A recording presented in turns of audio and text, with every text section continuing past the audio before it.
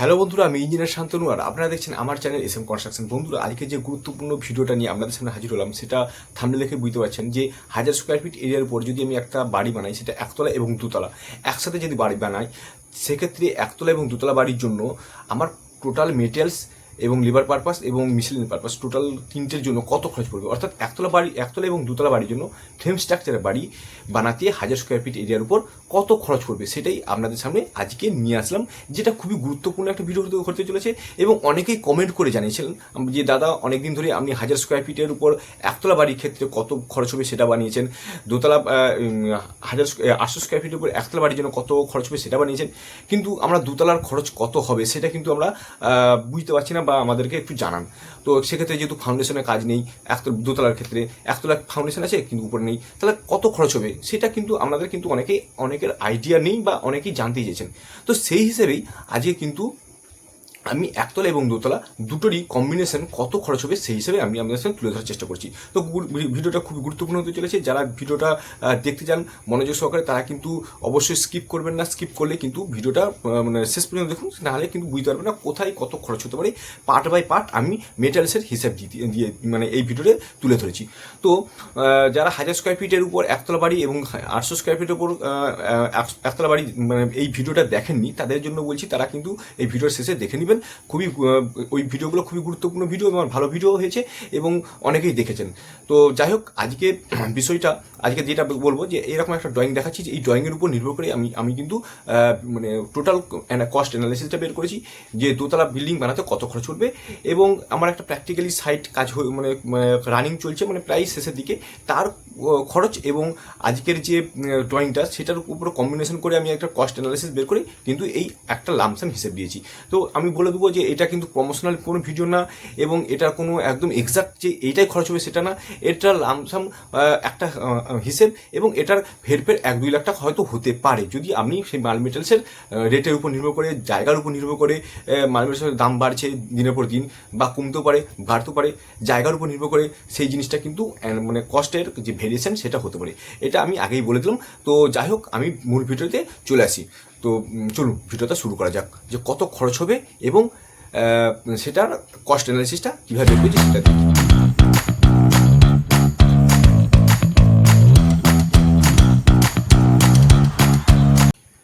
তো চলে আসলাম আমি মূল ভিডিওতে। দোতলা বাড়ির জন্য মেটাল পারপাস, লেবার পারপাস এবং মিশেল পারপাসে কত খরচ পড়বে। আমি প্রথমে জেনারেল স্পেসিফিকেশানে চলে আসি। দেখুন, জেনারেল স্পেসিফিকেশানে আমি এখানে বলবো, এক্ষেত্রে footing size 5 feet by 5 feet রেখেছি। ফুটিংয়ের ডেপথ জিএল থেকে 5 ফিট রেখেছি, মানে আমাদের গর্ত করতে হবে। কলামের সাইজ 10 ইঞ্চি বাই 12 ইঞ্চি করেছি এক্ষেত্রে। টাই বিমের size 10 inch by 10 inch, roof বিমের size 10 inch by 12 inch, roof thickness 5 inch করা হয়েছে, অর্থাৎ ছাদের যে থিকনেস। এরপরে যেটা বলবো, রডের যে মানে কলামের রড 4টে 16, 2টো 12 ধরা হয়েছে। Stirrup 8 mm dia 150 centre. Beam 4টে 16, বিমের জন্য 4টে 16 প্লাস এক্সট্রা টপ এবং বটম হিসেবে 12 রড ধরা হয়েছে। জিএল থেকে পিএলের হাইট 2 ফিট, অর্থাৎ গ্রাউন্ড লেভেল থেকে প্লিন্থ লেভেলে 2 ফিট হাইট ধরা আছে। এবং বিল্ডিংয়ের টোটাল হাইট 20 ফিট, অর্থাৎ একতলার জন্য 10 ফিট, পরের উপরতলার জন্য 10 ফিট। এই হলো জেনারেল স্পেসিফিকেশন, এবং এই জেনারেল স্পেসিফিকেশনের উপর নির্ভর করেই কিন্তু আমি আপনাদের সামনে তুলে ধরছি একতলা এবং দুতলা বাড়ির জন্য কত খরচ পড়বে একটা প্রিমিয়াম কোয়ালিটি বাড়ি বানাতে গেলে।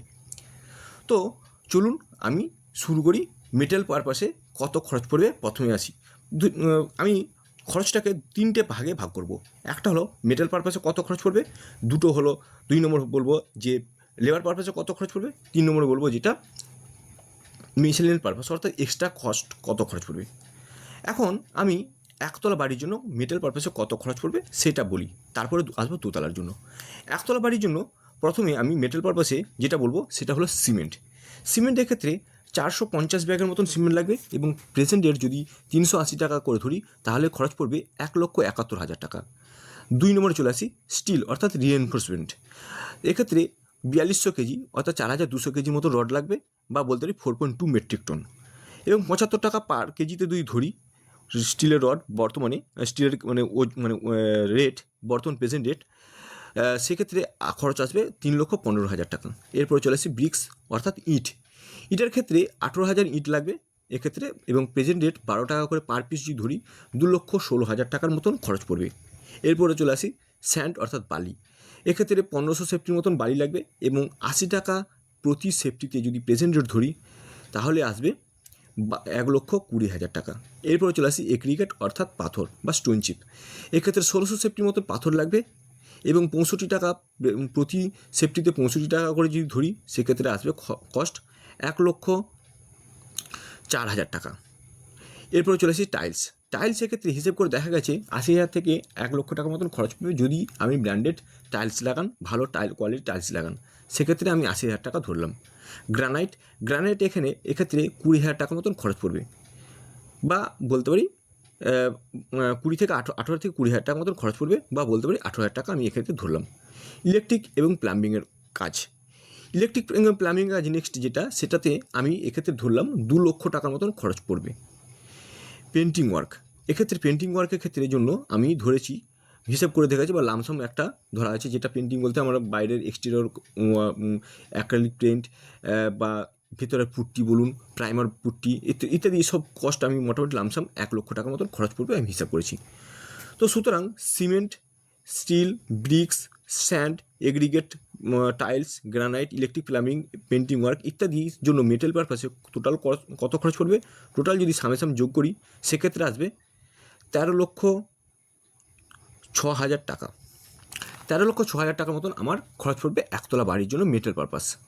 এরপরে চলে আসি দুতলা বাড়ির জন্য কত খরচ পড়বে। দুতলা বাড়ির জন্য প্রথমে মেটাল পারপাসে খরচ পড়বে সিমেন্টের জন্য আমি হিসেব করি। প্রথমে সিমেন্ট চলে আসি 1 নম্বরে। সিমেন্টের ক্ষেত্রে 290 ব্যাগের মতন সিমেন্ট খরচ সিমেন্ট লাগবে এবং 380 টাকা প্রতি ব্যাগে প্রেজেন্ট রেট যদি ধরি 1,10,200 টাকার মতন খরচ পড়বে। এরপরে চলে আসি স্টিল অর্থাৎ রিএনফোর্সমেন্ট। এক্ষেত্রে 2,950 অর্থাৎ 2.95 মেট্রিক টন আমার স্টিল লাগবে, খরচ পড়বে লাগবে। এক্ষেত্রে 75 টাকা প্রতি কেজিতে যদি দাম ধরি সেক্ষেত্রে আসবে 2,21,250 টাকা। এরপরে চলে আসি ব্রিক্স অর্থাৎ ইট। এক্ষেত্রে হিসেব করে দেখা গেছে 16,000 মতন ইট লাগবে এবং প্রতি ইটের দাম 12 টাকা করে যদি ধরি ভালো কোয়ালিটি ইট, সেক্ষেত্রে 1,92,000 টাকার মতন ইটের জন্য খরচ পড়বে। এরপরে চলে আসি বালি, স্যান্ড। এক্ষেত্রে 1,110 সেফটি মতন বালি লাগবে এবং 80 টাকা প্রতি সেফটিতে প্রেজেন্ট রেট যদি ধরি বর্তমান বাজার দর, সেক্ষেত্রে খরচ পড়বে 88,800 টাকা। এরপরে চলে আসি এগ্রিগেট অর্থাৎ স্টোন চিপ বা পাথর। 900 সেফটির মতন খরচ পড়বে পাথরের জন্য এবং 65 টাকা প্রতি সেফটি যদি বর্তমান রেট ধরি বাজার দর, সেক্ষেত্রে আসবে 58,500 টাকা। এরপরে চলে আসি টাইলসের ক্ষেত্রে আমি ব্র্যান্ডেড কোয়ালিটি টাইলস যদি ধরি সেক্ষেত্রে 80,000 টাকা মতন খরচ পড়বে। গ্রানাইটের ক্ষেত্রে 18,000 টাকা ধরলাম। এরপরে চলে আসি ইলেকট্রিক প্লাম্বিংয়ের জন্য ইলেকট্রিক ওয়ার্ক এবং প্লাম্বিং দুটোর আমি ধরলাম 2,00,000 টাকার মতন খরচ পড়বে। এরপর চলে আসি পেন্ট অর্থাৎ রঙের কাজ, বাইরের কাজ বা ভেতরের কাজ, টোটাল রঙের কাজ আমি এক্ষেত্রে 1,00,000 টাকার লামসাম ধরলাম। সুতরাং দুতলার জন্য মেটাল পারপাসে টোটাল কত খরচ পড়বে না, cement, steel, bricks, sand, aggregate, tiles, granite, electric plumbing, paint ইত্যাদির জন্য টোটাল খরচ পড়বে 10,68,750 টাকা।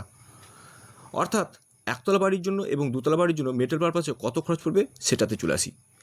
অর্থাৎ টোটাল মেটাল কস্ট একতলা এবং দুতলার জন্য খরচ পড়বে যে 13,06,000 টাকা প্লাস 10,68,750 টাকা। টোটাল খরচ আসছে 23,74,750 টাকা, বা বলতে পারি একটা রাউন্ড ফিগারে 24 লক্ষ টাকার মতন খরচ পড়বে মেটাল পারপাসে একতলা এবং দুতলা বাড়ি বানানোর জন্য। তো এখন চলে আসি লেবার পারপাসে কত খরচ পড়বে। লেবার পারপাসে আমি যদি এরিয়াটাকে একটা রেট দিয়ে গুণ করি তাহলে কিন্তু আমার মোটামুটি লেবার পারপাসে কত খরচ পড়বে চলে আসবে। ধরুন আমার এরিয়া বেরিয়েছে 1,000 স্কোয়ার ফিট এবং 1,000 স্কোয়ার ফিট, অর্থাৎ গ্রাউন্ড ফ্লোরে 1,000 স্কোয়ার ফিট এবং উপরে ফার্স্ট ফ্লোরে 1,000 স্কোয়ার ফিট, অর্থাৎ 2,000 স্কোয়ার ফিট এরিয়া আমার টোটাল এরিয়া বেরিয়েছে। এবং এই এরিয়াকে যদি 250 থেকে 300 টাকা প্রতি স্কোয়ার ফিটে যদি আমি লেবার চার্জ হিসেবে মাল্টিপ্লাই করি তাহলে কিন্তু আমার রেটটা পেয়ে যাব। আমি 250 টাকায় যদি ধরি সেক্ষেত্রে আসলো 2,000 ইন্টু 250 সমান হলো 5 লক্ষ টাকার মতো লেবার পারপাসে খরচ আসবে।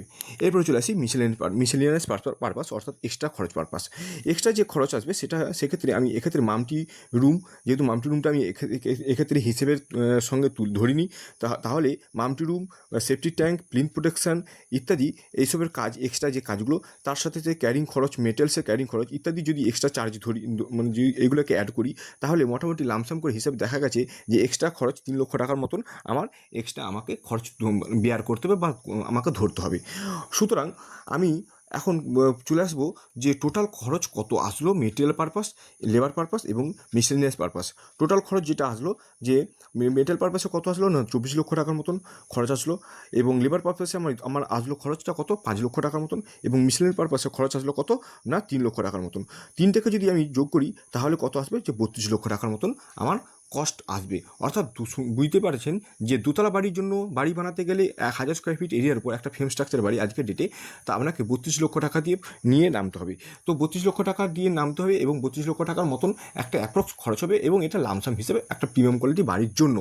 যদিও এটা বলতে পারি যে বলা ভালো যে এই রেটটা বা এই যে অ্যামাউন্ট যেটা বেরিয়েছে সেটা কিন্তু হেরফের হতে পারে, মোটামুটি আরও 3-4 লাখ টাকা আপনাকে এক্সট্রা ধরে নিতে হবে।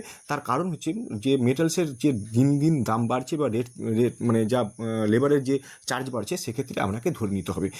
তাছাড়া বলতে পারি যে আজকের ডেটে যে মেটালসের যে দাম, যেখানে মানে এটা অবশ্যই মেটালসের রেটটা হেরফের হয় জায়গার অনুযায়ী বা সময়কালের উপর নির্ভর করে। তো যাই হোক, এটা একটা লামসাম হিসাব আপনাদের কাছে একটা তুলে ধরলাম। যদি ভিডিওটি ভালো লাগে অবশ্যই লাইক, শেয়ার, কমেন্ট করুন। আর এর হিসাবের পিডিএফ পেতে অবশ্যই আমার সঙ্গে যোগাযোগ করুন, বা আমাকে হোয়াটসঅ্যাপে পার্সোনালি মানে আমাকে হোয়াটসঅ্যাপ করুন, বা পিডিএফ পেতে হলে অবশ্যই কমেন্ট সেকশনে কমেন্ট করে জানান। যদি ভিডিওটি ভালো লাগে তবে অবশ্যই লাইক, শেয়ার, কমেন্ট করুন, এবং এরপরে ভিডিওটি মানে কোন ধরনের ভিডিও চাই সেটাও অবশ্যই জানাবেন। তো আজকে ভিডিও এই পর্যন্ত, ততদিনে ভালো থাকুন, সুস্থ থাকুন। পরবর্তী ভিডিও ততদিন ভালো থাকুন, সুস্থ থাকুন। ধন্যবাদ।